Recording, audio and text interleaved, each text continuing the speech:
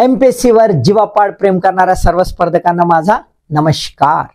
आजचा टॉपिक अत्यंत महत्त्वाचा आहे। बरेच वेळा प्रश्न विचारतात, बऱ्याच परीक्षांमध्ये प्रश्न विचारले जातात। थेट प्रश्न असतात, सोपे सोपे असतात, पण थोडासा लोचा होते ना आपण डिशक्या होऊन जातो। तसं होऊ नये म्हणून समजून घेऊया। कॉन्सेप्च्युअल याच्याने प्रश्न विचारले तर उत्तर आली पाहिजे, फॅक्च्युअल तर आलीच पाहिजे। असो, पृथ्वीच्या अंतरंगातील विलगता, discontinuity in the interior of earth. आपण पाहिलं की पृथ्वीचा अंतरंग काय माणसाला समजलं नाही। मग त्यानं म्हणलं की काऊन नाही समजे, डोकावूनच पाहतो। मग त्यानं काय केलं, आधी माइन्स खोदलं, माइन्स खोदून खोदून गेला खाली, 4-5 किलोमीटर गेला, श्वास फुलायला लागला, गरमी व्हायला लागली, डिस्काम झाला। बाबा म्हणे याच्या आतमध्ये नाही जाऊ शको। मग धरला ना, खड्डा खोदला 12 किलोमीटरचा, 12 किलोमीटर। मग लक्षात काय आलं की काही हाताशी लागत नाही। मग का करावं, ते इनडायरेक्ट शोधाव। मग इनडायरेक्ट शोधण्यासाठी त्याने पहिले ज्वालामुखीय प्रक्रिया, बावा लावा बाहेर निघते, आतमध्ये तर मोल्टन असन, वर मस्त कवच असन, आतमध्ये बलून धरला ना, बॉल मारला आणि मग फुटला दिवा ना होडीले, तसा नाही।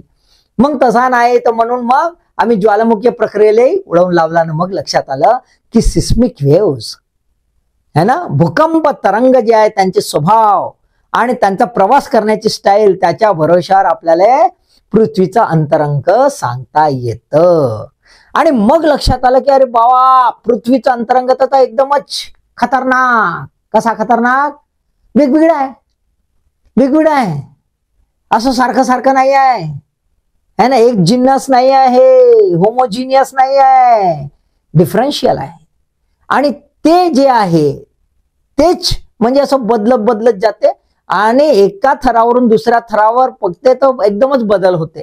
आणि जो बदल होते तेच म्हणजे विलगता।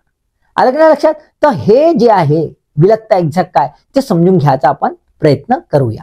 पण समजण्याच्या पूर्वी नेहमीप्रमाणे आपले 2 प्रश्न असलेच पाहिजे। तर चला पहिला प्रश्न बघूया। पहिला प्रश्न आहे, पृथ्वीच्या अंतरंगामधून प्रवास करताना भूकंप लहरींची गती का बदलते? काऊन बदलते बाबा, बैताळ आहेत म्हणून का? नाही। Why the velocity of sismic waves change while traveling from the interior of earth? 2 तथ्य दिलेले आहेत। एक विलग भौतिक संरचना आणि ब आहे विलग रासायनिक संरचना, डिफरन्शियल फिजिकल कंपोजिशन आणि डिफरन्शियल केमिकल कंपोजिशन, असे 2 दिलेले आहेत। उत्तर तुम्हाला शोधायचे आहे, ठीक आहे। दुसरा प्रश्न, पृथ्वीच्या अंतरंगामधील विलगता यास खोलीनुसार क्रमाने लावा म्हणते। Arrange discontinuity in the interior of अर्थ विथ इन्क्रीजिंग डेप्थ, असा खाली खाली गेला का तसं शोधा म्हणते। अ लेहमॅन विलगता, ब कॉन्राड विलगता, क मोहो विलगता, ड रेपेटी विलगता आणि ई गुटेनबर्ग विलगता। आणि त्याला लावायचे आहे तुम्हाला सिक्वेन्स। हा लई डोक्याला ताप आणि बरेच वेळा विचारतात, पण हे जमलं पाहिजे, ठीक आहे, राईट। घुकून टाकायचं राहते, पण एकदा विजिबल बनलं ना, वारंवार वाचलं की मग एकदम पक्क होते, समजून गेलं तर अजूनच पक्क होते, ठीक आहे। म्हणून आपण समजून पण घेऊया आणि पाठ पण करायचा प्रयत्न करू। चला, पाठ करावं लागते बाबा, हा असं नाही म्हणजे बा म्हणतात बा राज्यसेवा वगैरे तो पाठ नाही, पाठ करावाच लागते, बिना याच्यानं नाही होत। असो, विलगता डिस्कंटिन्युटी एक्झॅक्टली काय, तर काय म्हणतो, पृथ्वीच्या अंतरंगातील ज्या भागामध्ये भूकंप लहरींचा वेग बदलतो, भूकंप लहरींचा वेग पृथ्वीच्या अंतरांगातील ज्या भागांमध्ये बदलतो त्यास आपण डिस्कंटिन्युटी किंवा विलगता म्हणतो। A surface in the interior of अर्थ at which seismic waves change the velocity, है ना, हा जो बदल होतो त्याला आपण काय म्हणतोय, डिस्कंटिन्यू। म्हणजेच काय, तर भूकंप लहरी जो आहे याचा वेगाचा आपण जर संबंध समजून घेतला तर मग आपल्याला विलगता एक्झॅक्ट काय आहे, डिस्कंटिन्युटी काय आहे ते समजणं सोपं जाईल। तर आपण याच्या पूर्वी सिस्मिक वेव्स पाहिले, त्याच्यामध्ये भूकंप तरंगांचा स्वभाव पाहिला, पण इथे एकदम थोडक्यात आपण समजून घेऊया, है ना। बघा, भूकंप तरंगाच्या स्वभावामध्ये आपण जर बघितलं तर 2 प्रकारचे आपल्याला तरंग दिसून येतात जे पृथ्वीच्या अंतरंगातून प्रवास करतात।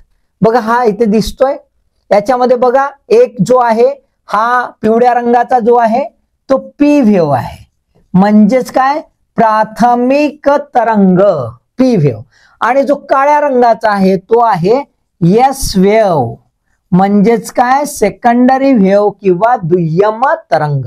आता ह्या दोघांचे स्वभाव कसे आहेत, तर आपल्याला असं दिसतं की प्राथमिक तरंग जो आहे तो घनरूप है ना, त्याच्यानंतर द्रवरूप आणि तिसरा आहे वायुरूप.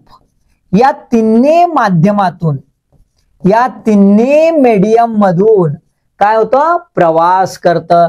सॉलिड मधूनही जातं, लिक्विड मधूनही जातं आणि गॅशियस कंडिशन मधूनही ते प्रवास करतं.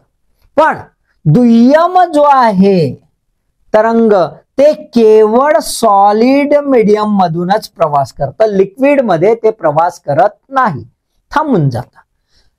म्हणजे आपल्याला लक्षात आलं की जर माध्यम जे असेल त्याच्यानुसार आपल्याला पी आणि एस वेव्ह दिसतात. आणि आपण पाहिलं आहे की एस वेव्ह काय आहे, हाफ शॅडो झोन देतो आणि पी जे आहे एक दोन पॅचेस मधले शॅडो झोन देतात. आपण पाहिलेलं आहे कोणत्या डिग्रीला ते तिथे पाहून घ्या त्या व्हिडिओमध्ये. आठवत नसेल तर तो व्हिडिओ पुन्हा पहा. ठीक आहे, तुम्ही ते एका प्लेलिस्टला गेले जिओग्राफीच्या की तुम्हाला पूर्ण सगळे व्हिडिओ भेटून जातील. ठीक आहे, आता पहिलं जर आपण बघितलं तर ही काय दिसते, ही फिजिकल कंडिशन आहे. काय आहे, फिजिकल कंडिशन आहे, भौतिक है ना, भौतिक स्थिती आहे. म्हणजेच काय, तर पृथ्वीच्या आतमध्ये अशा प्रकारची भौतिक स्थिती असेल ज्याच्यामध्ये घनरूप कुठे दिसत असेल आणि एस वेव्ह गायब होते, म्हणजे द्रवरूप कुठेतरी असेल, द्रवरूप कुठेतरी असेल. म्हणजे आपल्याला भौतिक संरचना जी आहे पृथ्वीच्या अंतरंगातली या आधारावर लक्षात येते की दोन प्रकार असेल, घनरूप आणि द्रवरूप. म्हणजे वेगवेगळ्या प्रकारचे विभिन्न आहे, बरोबर आहे, विभिन्न आपल्याला भौतिक स्थिती दिसून येते, डिफरन्शियल फिजिकल कंडिशन दिसून येते. आता एक लक्षात घ्या की हे जे आहे, ही घनरूपता जी आहे, ही घनरूपता आली कुठून असेल किंवा ही द्रवरूपता आली कुठून असेल, तर आपल्याला असं दिसतंय की काही वेळेला आपल्याला त्याच्या फिजिकल कंडिशन जे आहेत त्याच्यामध्ये आपल्याला टेम्परेचर आणि प्रेशर या बाबी दिसून येतात. टेम्परेचर आणि प्रेशर, अति तापमान असेल, अत्यंत जास्त तापमान असेल तर आपल्याला काय दिसेल, द्रवरूप दिसेल. पण अत्यंत जास्त दबाव असेल तर जरी त्याच्यावर तापमान अधिक असेल तरी ते घनरूप असेल. बरोबर आहे, राईट. आपण हे बघितलंय सिस्मिक वेव्हच्या या कॉन्टेक्स्ट मध्ये, इंटेरियर ऑफ अर्थ मध्ये. दुसरं असं आहे की आपल्याला असं दिसतंय की पहिल्यांदा तरी येत आहेत लहरी, पहिल्यांदा लहरी येत आहेत म्हणजे घनरूप आहे, पण नंतर लहरी म्हणजे एस वेव्ह गायब होते, पी वेव्ह मात्र चालली आहे हळूहळू हळूहळू असं दिसतंय. मग इथपर्यंत जर येत आहेत लहरी याचा अर्थ पृथ्वीचं आवरण घनरूप तर आहेच, पण त्याच्यानंतर एस वेव्ह जाणंच बंद होते, म्हणजे हाफ शॅडो झोन होतो, जाणंच बंद होते. म्हणजेच काय, नंतर द्रवरूप आहे. आता एवढं मोठं प्रेशर असताना ज्वालामुखी प्रक्रियेमध्ये पाहिलं ना की प्रेशर आहे, प्रेशर रिलीज झालं म्हणून द्रवरूप होते बा, प्रत्यक्षात तर द्रवरूप नसतेच आतमध्ये. का, तर अनन्य साधारण प्रेशर आहे, जबरदस्त प्रेशर आहे. मग ते घनरूप असलं पाहिजे, पण इथे तर द्रवरूपता दिसून येते. मग द्रवरूपता जर अशी दिसून येते तर कारण काय असेल, तर अत्यंत जास्त तापमान असेल. मग अत्यंत जास्त तापमान आहे हे समजून येतं, पण मग त्याच्यामध्ये जी आहे घनता कुठून वाढते, का, कारण की आपल्याला दिसतंय पी वेव्ह एका ठिकाणी अशी हळूहळू चालले आणि मग भरकन पळायला लागते. आता आपण पाहिलेलं आहे की जशी जशी घनता वाढेल, जशी जशी घनता वाढेल डेन्सिटी, तशी काय दिसते आपल्याला, तरंगाची गती जी आहे ज्याला आपण वेलोसिटी म्हणतो ती वाढताना दिसते. म्हणजेच याचा अर्थ की अशा प्रकारे काहीतरी अंतरंगामध्ये कंपोजिशन मध्ये फिजिकल कंडिशनच्या पेक्षा असं कंपोजिशन होत असेल चेंज की ज्याच्यामुळे घनता वाढत असेल. म्हणजेच काय, आपल्याला रासायनिक जो आहे संरचना ती पण दिसेल. रासायनिक संरचना म्हणजे आतमध्ये जे काय आहेत पदार्थ है ना, त्या पदार्थामध्ये ते पदार्थ कशाने बनलेले आहेत, कुठल्या केमिकलमुळे बनलेले आहेत, कुठल्या मिनरल्स आहेत, ते पण महत्वाचं आहे. आणि म्हणून आपल्याला काय दिसतंय की आतमध्ये मिनरल्स जे आहेत लेयर्ड मध्ये है ना, स्तरांवर स्तर वेगवेगळ्या प्रकारचे झालेले आहेत. त्यामुळे आतमध्ये जे आहे जरी लिक्विड स्टेट असलं तरी घनता मात्र जास्त आहे. तर घनता वाढण्याचं दुसरं कारण केवळ प्रेशर नाही, तर रासायनिक संरचना सुद्धा बदललेली दिसून येते. म्हणजेच पृथ्वीच्या अंतरंगामध्ये विभिन्न भौतिक संरचना आणि विभिन्न रासायनिक संरचना असल्यामुळे आपल्याला विलगता दिसून येते. क्लिअर? ओके. आता विलगता किती प्रकारचे आहेत ते आपण समजून घेण्याचा प्रयत्न करूया आणि कसे स्तर आहेत ते बघूया. पृथ्वीचा जे आहे हा स्कीमॅटिक डायग्राम आहे आणि अशी पृथ्वी जर बघितली तर अशी खोलवर आपण जातोय. डेप्थ आहे ही अशी 2900 किलोमीटर पर्यंत आतमध्ये चाललोय आपण असं गृहीत धरा. हे जे आहे हा भाग वरचा, हा बघा हा जो भाग आहे हा पृथ्वीच्या वरचा भाग आहे. पहाड दिसतोय, हा समुद्र दिसतोय आणि पहाड जो आहे तो आतमध्ये असा शिरलेला आहे ना. आयसोस्टॅटिक इक्विलिब्रियम या प्रक्रियेला म्हणतात की जेवढा भार वर तेवढं खाली. आपला नाही का शिप बघतो, बोटीच्या वरचा भाग पाण्यावर तरंगत असतो, तो कितीतरी खाली त्याचा हाल खाली गेलेला असतं तेव्हाच तो तरंगतो, अदरवाईज तरंगू शकत नाही. आर्किमिडीज भाऊ आपला नाही का. तर हा जो भाग आहे यामध्ये दोन भाग आहेत. हा जो भाग आहे हा दोन्ही दिसतो, दॅट इज अ लिथोस्फिअर म्हणजे शिलावरण. आता हा लिथोस्फिअर शिलावरण म्हणजे क्रस्ट जे आहे त्याचे दोन भाग आहे. वरचं शिलावरण अप्पर क्रस्ट म्हणजे हा भाग हा, आणि खालचं शिलावरण म्हणजे हा भाग. याच्या मधात जी आहे ही लाईन आहे, दोन दिसत आहेत फरक, याला म्हणतात कॉन्ड्रॅट डिस्कंटिन्युटी. हे काय आहे? कॉन्ड्रॅट डिस्कंटिन्युटी. आता कॉन्ड्रॅट नावाचा भाऊ जो होता ना त्यानं हा शोधून काढला है ना, अराउंड 1925 ला, काहीतरी 1925 ला. ठीक आहे. आता बघा याच्यानंतर खाली हा खालचं शिलावरण म्हणजे लोअर क्रस्ट आणि वरचे प्रावरण अप्पर मॅन्टल. खालचं शिलावरण lower crust and upper mantle. लक्षात ठेवा बरं, कन्फ्युज होते ना असं विचारतात. म्हणजे वरचे प्रावरण याच्या मधात जी गॅप आहे that is called as a Mohorovicic discontinuity.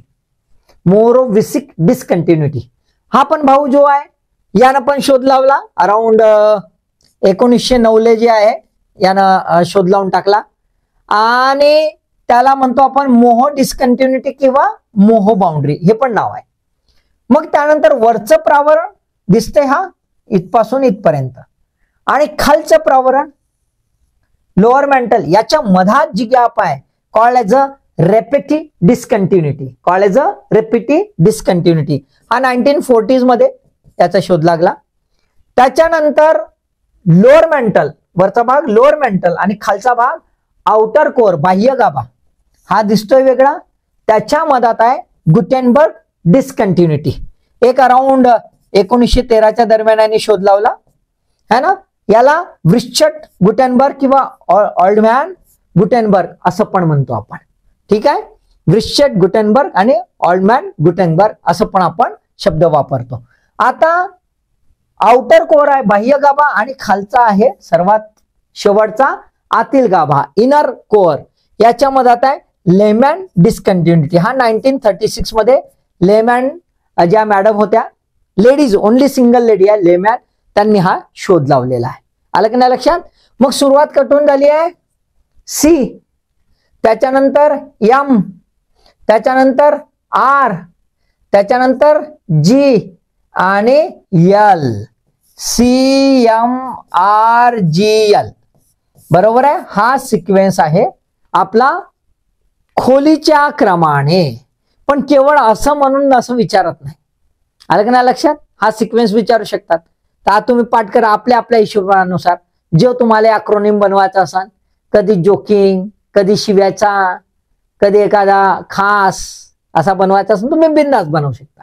आपापला बनवायचा, दुसऱ्याच्या चोराचा नाही. दुसऱ्याच्या चोरून बेकार बोगस पण आहे.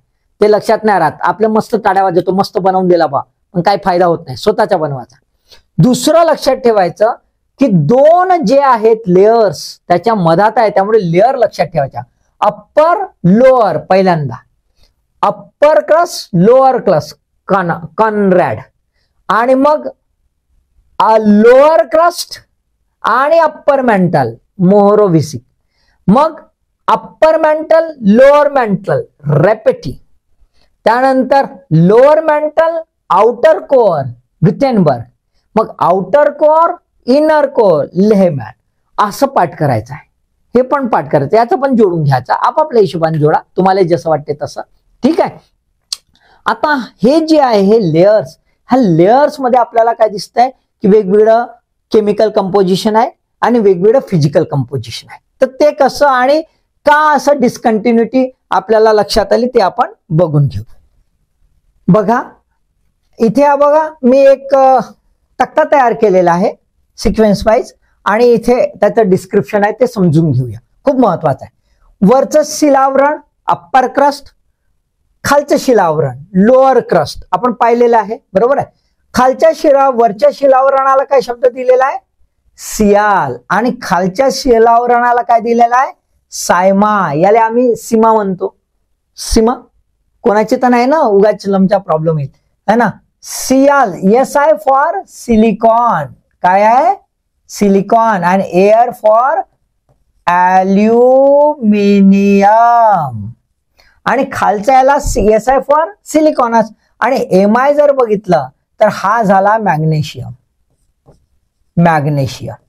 आता आपण धातूच्या स्वरूपात जर बघितलं मूलद्रव्य, तर आपल्याला असं दिसतं ॲल्युमिनियम हा हलका आहे मॅग्नेशियम पेक्षा, आणि म्हणून असं म्हणतात की अप्पर मेंटल जो आहे, अप्पर क्रस्ट जो आहे तो अप्पर क्रस्ट लोअर क्रस्टच्या वर फ्लोट होतोय. काय होतोय? फ्लोट होतोय, कारण की खालचा भारी आहे, खालच्याची घनता जास्त आहे, वरच्याची घनता कमी आहे, आणि तो सहज रीतीने फ्लोट होतोय. म्हणजेच काय, तर याची डेन्सिटी आणि याच्या डेन्सिटी मध्ये काय फरक आहे. मग डेन्सिटी मध्ये फरक आहे, म्हणून ह्या पॉइंटला जिथे डेन्सिटी बदलते, ज्याते घनता बदलते, तिथे आपल्याला विलकता दिसून येते. ती पहिली विलकता म्हणजे कॉन्रॅड विलकता. पहिली विलकता म्हणजे कॉन्रॅड विलकता. ही कोणत्या याला दिसते? तर खोली आहे 15 ते 20 किलोमीटर. मग इथे जर आपण अप्पर क्रस्टला बघितलं तर स्पीड किती आहे भूकंप तरंगाची? तर 6 किलोमीटर पर सेकंद. पण जर आपण याच्या खाली आलो, लोअर क्रस्टला जर आलो, तर त्याची स्पीड 6.5 किलोमीटर पर सेकंद अशी दिसते. म्हणजे वाढली किती? 0.5 किलोमीटर पर सेकंदने वाढलेली आहे. याचा अर्थ काही प्रमाणात बदल झालेला आपल्याला दिसून येतो. मग आता इथे जो सियाल आहे, ॲल्युमिनियम ज्याच्यामध्ये आहे, तर इथे कोणत्या खडकांचं प्रभुत्व आहे भरपूर प्रमाणात? कोणते आहे? तर ग्रॅनाइट, आणि खाली कोणतं आहे? तर बसाल्ट किंवा गाब्रो. बसाल्ट किंवा गाब्रो हे जे आहेत हे खडक अधिक प्रमाणात आहेत, त्यामुळे ते भारी आहेत आणि हलका ग्रॅनाइट आपल्याला दिसून येतोय. क्लिअर? म्हणजेच आपल्याला काय पहिल्याच्या दिसते? घनता वाढली म्हणून गती वाढली, घनता वाढली म्हणून गती वाढली. कॉन्रॅड डिस्कंटिन्युटी कशामुळे आली? Change of the density. Clear? मग त्याच्या खाली जर आलो आपण, इथे सीमा आहे, आणि मग अप्पर मेंटल वरचे प्रावरण आहे, इथे सुद्धा आपल्याला सीमाच दिसून येते. मग दोन्हीच्या सीमाच आहे, तर मोहोरोव्हिसिक डिस्कंटिन्युटी का रे बाबा? तर आपल्याला असं दिसतंय की इथे पेरिडोटाइट किंवा ड्युनाइट असे खडक आहेत ज्यांची घनता खूप जास्त आहे, अत्यंत जास्त आहे, आणि त्याच्यामुळे इथली डेन्सिटी अशी जबरदस्त बदललेली आहे. प्रेशर पण आहे, त्याच्यामुळे डेन्सिटी बदललेली आहे. आता इथे स्पीड कितीची झाली आहे बघा, 7.6 to 8.6 किलोमीटर पर सेकंद. म्हणजेच काय, 1 किलोमीटर ते 1.5 किलोमीटरच्या वर पर सेकंद एवढी स्पीड इथे वाढलेली आहे. म्हणजे अत्यंत जास्त विजिबल प्रमाणात अत्यंत विजिबल प्रमाणात सर्वात जास्त स्पीड आपल्याला कुठे दिसते? मोरोविसिक डिस्कंटिन्युटी. असाही प्रश्न येऊ शकतो की कोणत्या विलग्धतेमध्ये भूकंप तरंगाची गती अत्यंत जास्त तीव्रतेने वाढते? तर ते कुठे आहे? मोरोविसिक डिस्कंटिन्युटी. आता ही डिस्कंटिन्युटी दोन प्रकारे आहे. जसे पहिले कॉन्रॅड सांगितलं 15 ते 20 किलोमीटर, इथे तसं नाही. का? कारण की इथे दोन आवरण आहेत. आपण बघितलेलं आहे की अशा प्रकारचं आपण आवरण पाहतोय, अशा प्रकारचं. हे समुद्राचं झालं, याला आपण ओशियानिक क्रस्ट म्हणतो, है ना, सागरीय शिलावरण म्हणतो. आणि हे जे आहे इथे पहाड जर उंच असेल, फोल्डेड माउंटन्स वगैरे, तिथे तेवढंच खोलवर माउंटन गेलेलं आहे, ज्याला आयसोस्टॅटिक इक्विलिब्रियम फेनॉमेना म्हणतो. तर हे जे खाली गेलेलं आहे त्याच्यामुळे याला काय म्हणतो आपण? हे आहे कॉन्टिनेंटल क्रस्ट. हे आहे कॉन्टिनेंटल क्रस्ट, खंडीय शिलावरण आहे. म्हणूनच याला आपण काय बघतोय? डेप्थ वेगवेगळ्या प्रकारची. हे झाली ओशियानिक आणि ही झाली कॉन्टिनेंटल क्रस्टची डेप्थ.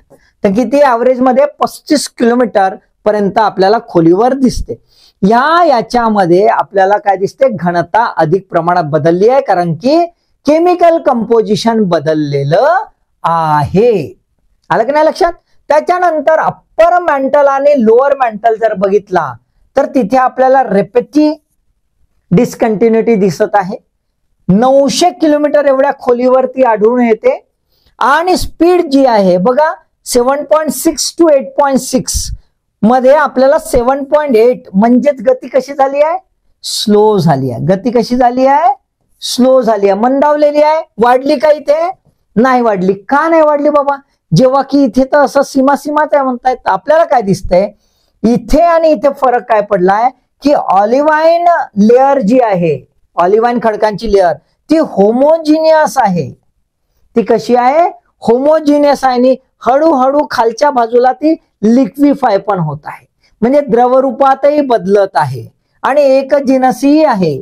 आणि त्याच्यामुळे आपल्याला काय दिसतंय? स्पीड कमी झालेली आहे. इथे आपल्याला केमिकल कंपोजिशन बदलत चाललंय आणि म्हणूनच इथली डेन्सिटी आपल्याला बदललेली दिसते. याच झोनला आपण काय म्हणतो? Low velocity zone. याला काय म्हणतो आपण? Low velocity zone. मंद गतीचा क्षेत्र कुठला आहे? हा लोअर मॅन्टल. कुठला आहे? Lower mantle. आता लोअर मॅन्टल म्हणजे खालचे प्रावरण आणि बाह्य गाभा म्हणजे आउटर कोअर. हा जर बघितला तर इथे बघा आउटर कोअरला मी शब्द काय लिहिलाय? निफे. या दोघांच्या मधात आपल्याला दुसरी जी आहे गुटेनबर्ग डिस्कंटिन्युटी दिसते. ही गुटेनबर्ग डिस्कंटिन्युटी बिलकुल मोरोविसिक डिस्कंटिन्युटी सारखीच विजिबल आहे आणि म्हणूनच ह्या दोनच डिस्कंटिन्युटी ना प्रामुख्याने आपण बघितल्या जातं. ठीक आहे, राईट. ही कितीवर आहे? 2900 किलोमीटर इतक्या खोलीमध्ये आपल्याला दिसून येते. याच्यामध्ये काय ऑब्झर्वेशन आहे तर पी वेव्ह जी आहे याची गती कमी झालेली आहे, याच्यापेक्षा कमी, बिलकुल अशीच येऊन जाते 6.5 पर्यंत. आणि एस वेव्ह जी आहे ही डिसअपियर झालेली आहे, दिसत नाही आहे. मग काय? एस वेव्ह जर डिसअपियर होत असेल याचा अर्थ काय? यस, बरोबर आहे, ऍब्सोल्युटली. ही कशी आहे? लिक्विड लेअर असेल, मोल्टन लेअर असेल, द्रवरूप असेल आणि म्हणूनच पी वेव्ह स्लो झाली आणि एस वेव्ह गायब झाली. आता बघा इथे बाह्य गाभा जो आहे, बाह्य गाभामध्ये काय आहे? निफे आहे. निकेल आणि फेरस. काय आहे? निकेल आणि फेरस आहे, लोह आहे आणि त्यामुळे ते अत्यंत भारी असतं.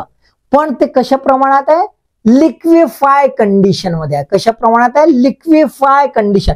पण इन जनरल तर कोर आपण काय म्हणतो की ते घनरूप असेल, बरोबर आहे. तर कोरचे दोन भाग करणारं जे आहे डिस्कंटिन्युटी ती काय आहे? लेहमॅन डिस्कंटिन्युटी, शेवटची डिस्कंटिन्युटी. ही लेहमॅन डिस्कंटिन्युटी सांगते की कोर जे आहे पूर्णपणे घनरूप नाही आहे. हे कोर जे आहे ते पूर्णपणे घनरूप नाही आहे, तर तो वरचं आवरण आहे द्रवरूप आहे म्हणूनच पी वेव्ह स्लो झाली आणि एस वेव्ह गायब झाली. आणि खालचं जे आवरण आहे आतमधलं अंतर्गाभा तो मात्र सॉलिड आहे. तो कसा आहे? तो मात्र सॉलिड आहे. म्हणून पी वेव्ह जी आहे याची स्पीड वाढलेली आपल्याला दिसून येते आणि कर्व्हेचर मारताना आपल्याला पी वेव्ह दिसून येते. आता खास गोष्ट अशी आहे की गुटेनबर्ग डिस्कंटिन्युटी जी आहे ती 2900 किलोमीटरवर आहे, पण ती निश्चित तेवढ्यावरच राहील असं नाही. त्याचं कारण असं आहे की हा जो आउटर हे आहे गाभा, आउटर गाभा आणि लोअर मेंटल, हा लोअर मेंटल काय आहे आणि आउटर गाभा सातत्याने आपली एनर्जी जी आहे, ऊर्जा जी आहे, एनर्जी ती रिलीज करत आहे. मग आपल्याला बाहेर निघताना दिसते रिलीज करत आहे. ती रिलीज करत आहे म्हणजे ती थंड होते. थंड होताना ती काय श्रिंक होते. ती काय होत आहे? श्रिंक होत आहे. आणि त्याच्यामुळे कोर जो आहे तो हळूहळू हळूहळू छोटा होत आहे. आणि म्हणूनच गुटेनबर्ग जी आहे डेप्थ ती खाली खाली खाली खाली जाणार. बरोबर आहे? राईट. आता बघा इथे आपल्याला बाह्य गाभा जो आहे, आउटर गाभा, याची डेन्सिटी बघा काय खतरनाक दिसते, 6 ग्रॅम पर क्युबिक सेंटीमीटर. आणि इथे मात्र एकदमच सडनली डेन्सिटी वाढलेली आहे 9 gram per centimetre, cubic centimetre. आणि म्हणूनच इथे पी वेव्हची स्पीड खतरनाक वाढलेली दिसून येते. क्लिअर? लक्षात आलं? आलं की नाही लक्षात? आता एकदम उजळणी करून घ्या, लक्षात घ्या, है ना? महत्वाचं आहे. कॉन्रॅड, मोरोव्हिसिक, रेपेटी, गुटेनबर्ग, लेहमॅन. आलं की नाही लक्षात? कॉन्रॅड याच्यामध्ये हळू स्पीड वाढते का? तर सीएल टू सीमा. बरोबर आहे? Upper crust, lower crust.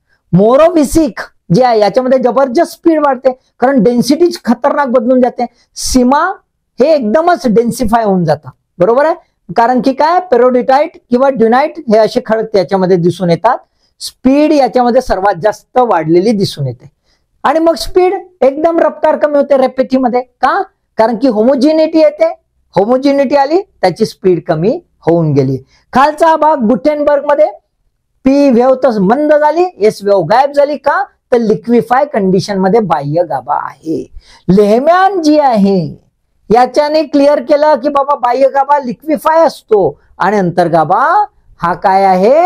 घनरूप आहे म्हणून स्पीड वाढलेली आहे. लेहमॅननीच सांगितलं होतं, त्या लेहमॅन मॅडमने सांगितलं होतं की जे पृथ्वीचं अंतरंग आहे ते 3 लेयर्ड मधलं आहे, है ना? म्हणजे त्याच्यामध्ये मॅन्टल, आउटर कोर आणि इनर कोर हे मॅडमने तेव्हा आधीच सांगितलं होतं. Getting the point? काही अडचण आहे? मला वाटतं समजलं असेल. कुठली अडचण नसावी. पाठ करायचं आहे, आपले अक्रोनिम बनवायचे, आपला जुगाड बनवायचा. दुसऱ्यांच्या भरोश्यावर राहायचं नाही. हा शुद्ध मूर्खपणा आहे. तुम्हाला समजतेच तुम्ही, कारण की एकदम सिरियस कॅन्डिडेट आहात. मस्त अभ्यास करा. अभ्यासासाठी ऑल द बेस्ट.